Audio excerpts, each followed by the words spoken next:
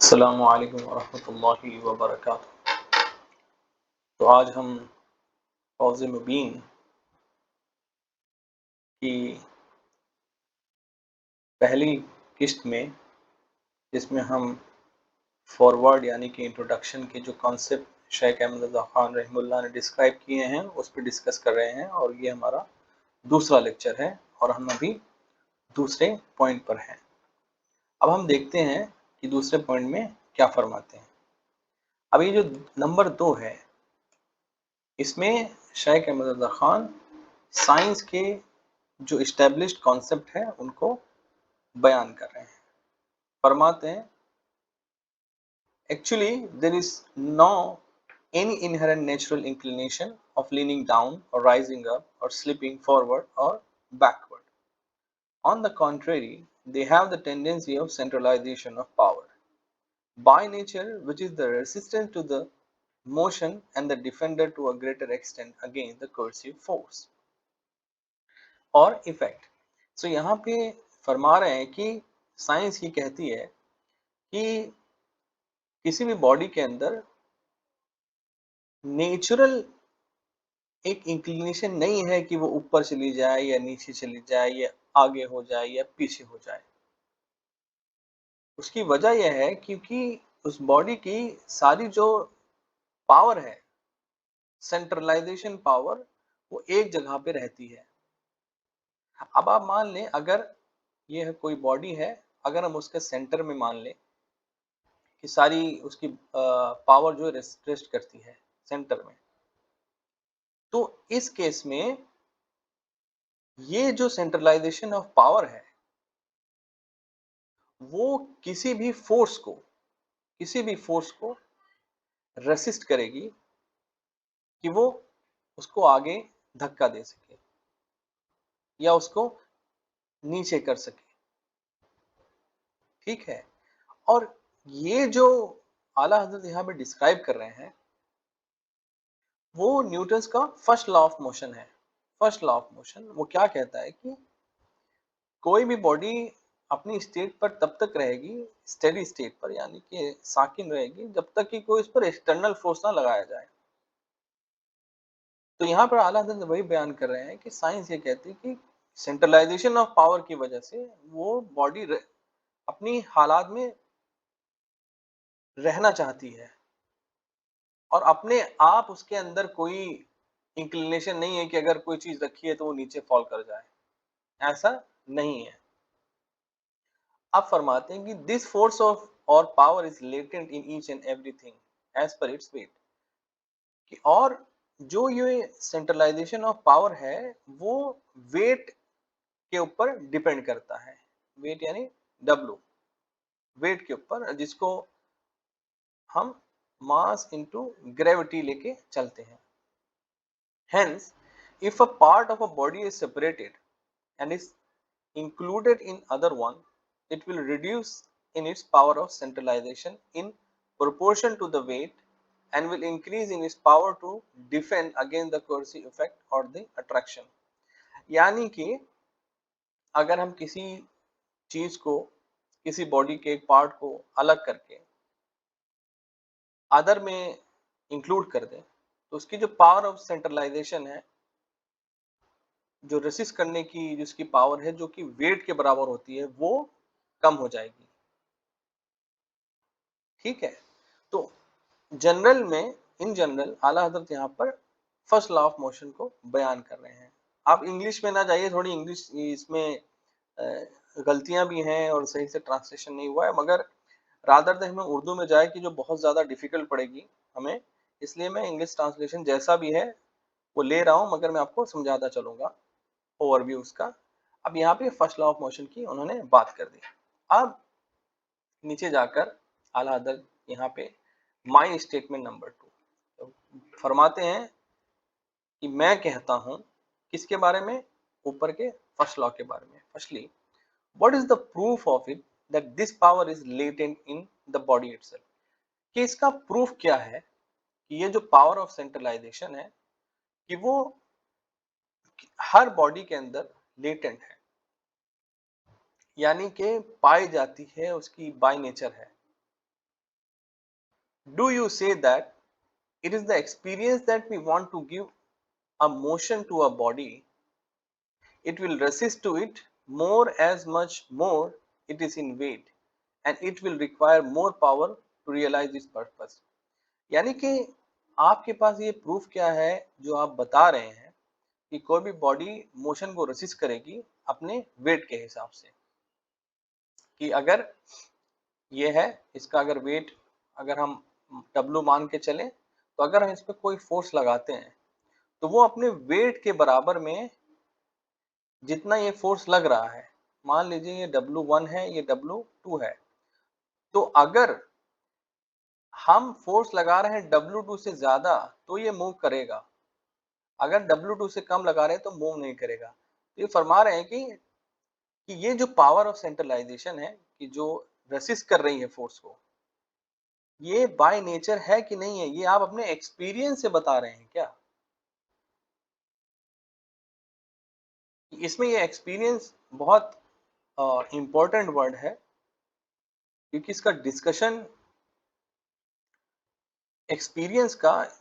इमाम गजाली ने तहफ़्फ़ुज़ फ़लासिफ़ा में बहुत ज़बरदस्त किया है, जिसका जो लुब्बे लुबाब कॉज एंड इफेक्ट के रिलेशन से है, क्योंकि हम एक्सपीरियंस से ही किसी चीज को कहते हैं कि कोई चीज का वजूद किसकी वजह से हो रहा है, मतलब कॉज क्या है उसका इफेक्ट क्या है। ठीक है,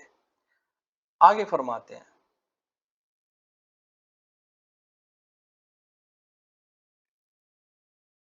तीसरा स्टेटमेंट उनका, is it that you have forgotten your power of attraction? क्या तुम अपना जो कॉन्सेप्ट दिया है अट्रैक्शन का, पावर ऑफ अट्रैक्शन का, वो भूल गए? You want to give it a motion of different kind and you are conscious of it resistance to the same, कि मतलब आप किसी भी चीज को मोशन भी देना चाह रहे हो और उसकी जो रेसिस्टेंस की पावर है उसके लिए भी आप बहुत वरी हो। यहाँ पे जो हमने डिस्कस किया है ये पावर ऑफ रेसिस्टेंस है, यहाँ पे अट्रैक्शन की बात नहीं कर रहे। रेसिस्टेंस मतलब फोर्स लगा रहे हैं तो रेसिस्ट कर रही है बॉडी। और मान रहे हैं कि एक तरफ तो तुम अट्रैक्ट भी करना चाह रहे हो उसको और दूसरी तरफ ये भी बता रहे हो अपने एक्सपीरियंस की बुनियाद पर कि इसके अंदर रेसिस्टेंट पावर भी है। तो अट्रैक्शन का लॉ क्या है कि F is equal to G m1 m2 by R square. तो ये m1 m2 ये दोनों के अंदर मतलब बॉडी अट्रैक्ट भी कर रही है और उसको रिपल्स भी कर रही है। ये दोनों चीजें एक साथ हैं। तो फरमा रहे हैं आला हज़रत कि आप अट्रैक्शन भी देना चाह रहे हैं और उसकी जो रेसिस्टेंट है उसके बारे में भी आप सोच रहे हैं। This is your way of thinking although it is false of which the description will follow in chapter second. तो चैप्टर सेकेंड के अंदर आला हजरत रेसिस्टेंस के ऊपर मतलब जो फंडामेंटल लॉ है अट्रैक्शन का, जो फंडामेंटल डिस्क्रिप्शन है जिसके अंदर अट्रैक्शन और रिपल्सन फोर्स, अट्रैक्शन और रिपल्सन मतलब equal, every action has a reaction. तो ये रिएक्शन पार्ट के ऊपर आला हजरत डिस्कस करेंगे आगे वाले चैप्टर्स के अंदर। और आला हजरत फरमाते हैं कि रिएक्शन जो रिपल्सन फोर्स है उसके ऊपर आज तक किसी ने क्रिटिक नहीं की है। तो ये बड़ा इंटरेस्टिंग होने वाला है। आगे फरमाते हैं, and in our view the natural tendency of leaning of the bodies show resistance in its opposite direction and it is its aversion to the motion. फरमाते हैं कि हाँ, मेरे ख्याल में, आला हजरत फरमाते हैं हमारे ख्याल में कि टेंडेंसी ऑफ लीनिंग मतलब किसी भी चीज का जो इंक्लिनेशन है या मूवमेंट है वो रेसिस्टेंस शो करता है अपोजिट डायरेक्शन के अंदर। यानी कि अगर मोशन इस डायरेक्शन में है तो रेसिस्टेंस इस डायरेक्शन में होगा। और ये भी सही भी है, ये फ्रिक्शन जो फोर्स होता है वो अपोजिट डायरेक्शन में लगता है, या एक्शन रिएक्शन का जो फंडा है वो भी इक्वल एंड अपोजिट डायरेक्शन में है। This is your imagination, and the ancient philosophy is in favor of it, referred that in each and every body there lies some kind of inclination। कि आप जी अट्रैक्शन और repulsion का जो फंडा लेके आए हैं इसकी जरूरत क्या है? क्योंकि एंशियंट फिलॉसफी और और इस्लामिक फिलॉसफी ये मानती है कि हर चीज के अंदर, हर बॉडी के अंदर अपना एक इंक्लिनेशन है, उसका एक चॉइस है जो डिवाइन की तरफ से उस पे दिया गया है कि उसका एक इंक्लिनेशन होता है एक तरफ। एज ए एग्जाम्पल मैं बता रहा हूं ये कि जैसे किसी चीज को जब हम ऊपर फेंकेंगे तो वो नीचे आएगी,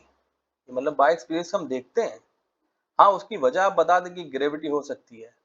मगर अब ग्रेविटी हटा दे तो फिर जो चीज जाएगी ऊपर वो ऊपर ही जाएगी। तो ये जो बाय नेचर जो ये इंक्लिनेशन हर चीज के अंदर है, वो आला हज़रत फरमा रहे हैं कि हमारे ख्याल में everybody there lies some kind of inclination, कि हर चीज के अंदर अपना एक खुद का एक इंक्लिनेशन होता है, एक रुजू करने की जो जगह है उसको पता होता है कि भाई किस तरफ उसको रुजू करना है। May be it be straight और स्फेरिकल, कि वो चाहे एक स्ट्रेट लाइन में हो, चाहे वो स्फेरिकल में हो, इससे फर्क नहीं पड़ता है। It will certainly resist any tendency that may be contrary to its own and will be obedient to one with which it agrees। कि अगर किसी चीज के अंदर, किसी बॉडी के अंदर अगर शुरू से ही इंक्लिनेशन है कि वो स्ट्रेट लाइन के अंदर मूव करे, तो वो ता क़यामत तक स्ट्रेट लाइन के अंदर ही मूव करेगी। चाहे आप अगर फोर्स लगाएं उसके अंदर, फोर्स अगर आप लगा के इसको मूव करना चाहें तो वो उसको रेसिस्ट करेगी, क्योंकि वो उसकी इंक्लिनेशन से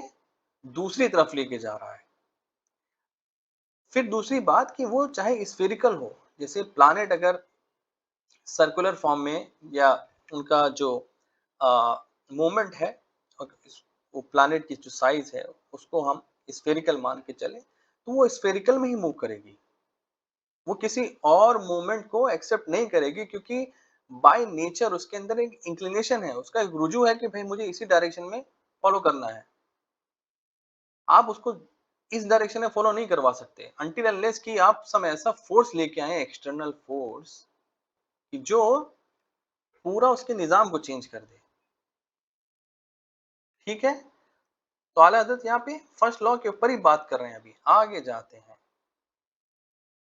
for example, throwing of the stone and making it fall down, ये एक एग्जाम्पल उन्होंने दिया है जो मैंने भी दिया अभी। It's falsification will occur in the chapter 3। अब ये जो कॉन्सेप्ट है अट्रैक्शन, रिएक्शन या अट्रैक्शन और रिपल्सन का, और ये फंडामेंटल जो कॉन्सेप्ट है फर्स्ट लॉ ऑफ मोशन का, इसके बारे में जो डिस्कशन होगा वो चैप्टर 3 में होगा इंशाअल्लाह। फरमाते हैं, in our view in all the bodies observe so far have the tendency of leaning, कि जितनी भी बॉडीज हमने अभी तक ऑब्जर्व की देखी है उसके अंदर एक लीनिंग का टेंडेंसी है। But there is no need that it should be in all, कि मतलब ये जरूरी नहीं कि वो सारी बॉडीज के अंदर पाया जाए। The tendency of centralization of power is not found in some of them and there is no need to be worried. और ये जो पावर ऑफ सेंट्रलाइजेशन है वो कुछ बॉडीज में नहीं पाई जाती है और इसकी कोई जरूरत भी नहीं है, और इसके बारे में हमें कोई वरी करने की जरूरत नहीं है। Secondly, this last statement is such that it has not put a seal on the whole truth of modern astronomy। ये जो आला हजरत ने अभी जो कमेंट किया है ऊपर फर्स्ट लॉ के ऊपर, इसने पूरी मॉडर्न एस्ट्रोनॉमी के ऊपर एक सील लगा दी है। The explanation to it is going to follow, इसका एक्सप्लेनेशन जो है वो आने वाला है। It is not your own but of Newton's attraction that is the born of contention in number 8 फरमा रहे हैं कि ये जो डिस्क्रिप्शन है वो न्यूटन के अट्रैक्शन लॉ की वजह से ये सब डिस्कशन हो रहा है और जो वो पॉइंट नंबर 8 में वो डिस्कस करने वाले हैं। ये बड़ा एक इंटरेस्टिंग सी एक चीज़ है यहाँ पर कि आला हज़रत 1919 में लिख रहे हैं और पता नहीं उस वक़्त मॉडर्न एस्ट्रोनॉमी की जो किताबें जो इस फॉर्म में हम पढ़ रहे हैं इतनी डेवलप फॉर्म में, वो बिल्कुल भी अवेलेबल नहीं थी। तो जो भी किताबें उनके पास थी वो कुछ मुस्लिम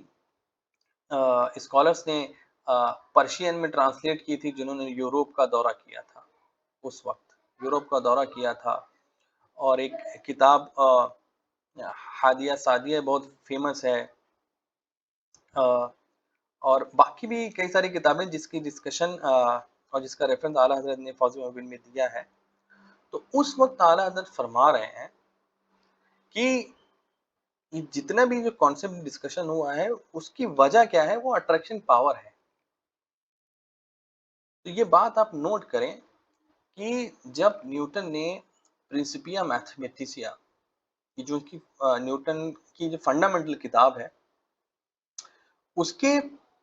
पहले वर्ज़न के अंदर उन्होंने सर्कुलर मोशन को इन अ नेचुरल मोशन कंसीडर किया था एज अ जैसे एक स्ट्रेट लाइन है क्योंकि उनकी जो पहली जो रिवीजन है उसके अंदर body can move by its nature in straight line और in circular until unless an external force is applied मगर उस वक्त तक अगर कोई चीज पहले से स्ट्रेट लाइन में है या सर्कुलर मोशन में है बाय नेचर तो हमें किसी फोर्स की जरूरत नहीं है कि किसी चीज को हम मूव करवाएं किसी सर्कुलर मोशन के अंदर उस वक्त ऐसा लगता है कि आइजैक न्यूटन के बाद में जो अट्रैक्शन का जो कॉन्सेप्ट है उस समय उतना डेवलप नहीं हुआ था इसीलिए जब सेकेंड रिवीजन या थर्ड रिवीजन हुआ फाइनल उसके अंदर उन्होंने सर्कुलर मोशन को नेचुरल मोशन से हटा दिया क्यों क्योंकि वो पावर ऑफ अट्रैक्शन की वजह से प्लैनेट को मूव करना चाह रहे थे सर्कुलर मोशन के अंदर अब जरा खुद सोचे कि अगर बाय नेचर अगर अल्लाह ताला ने स्ट्रेट लाइन और सर्कुलर मोशन को एक नेचर कर दिया है प्लैनेट का कि कुछ अगर स्ट्रेट लाइन में जा रहे हैं स्ट्रेट लाइन में जाएंगे कुछ सर्कुलर में जा रहे हैं सर्कुलर में जाएंगे तो किसी फोर्स की जरूरत नहीं है उसको घुमाने के लिए मगर न्यूटन साहब ने फाइनल वर्जन में सर्कुलर मोशन को हटा दिया क्योंकि अब उनके पास एक फोर्स था अट्रैक्शन फोर्स जिसकी बुनियाद पर वो प्लैनेट को घुमाना चाह रहे थे और यही जो पॉइंट है पता नहीं शेख अहमद रजा खान को उस वक्त कैसे ये पता लगा क्योंकि ऊपर उन्होंने मेंशन किया है न्यूटन के बारे में और इतना डीप इंसाइट कि जितना भी ये डिस्कशन है वो पावर ऑफ अट्रैक्शन को लेके आने के लिए वजूद में उसको एक थ्योरी एक फिलॉसफी और उसको प्रूफ करने के लिए सर्कुलर मोशन को हटा दिया गया इसीलिए जो एक लीनिंग डाउन का या लीनिंग अप का ये मतलब जो नेचुरल टेंडेंसी है बॉडीज के अंदर उसको भी डिक्लाइन किया गया क्योंकि अगर किसी चीज की अपने आप एक नेचुरल इंक्लिनेशन है तो हमें किसी अदर फोर्स की जरूरत नहीं है ठीक है तो ये बड़ा एक इंटरेस्टिंग पॉइंट है और इसीलिए शेख अहमद रजा खान ने इस किताब के अंदर अट्रैक्शन के ऊपर जितना उन्होंने रद्द किया है डिफरेंट डिफरेंट तरीके से मुझे लगता है कि उतना किसी ने नहीं किया है और इतना डीप में चले गए हैं कि शायद उतना तो आइजैक न्यूटन ने भी अट्रैक्शन के बारे में नहीं लिखा है इंशाल्लाह नेक्स्ट लेक्चर में हम आगे के पॉइंट के ऊपर डिस्कस करेंगे इंशाल्लाह अस्सलाम वालेकुम व रहमतुल्लाहि व बरकातहू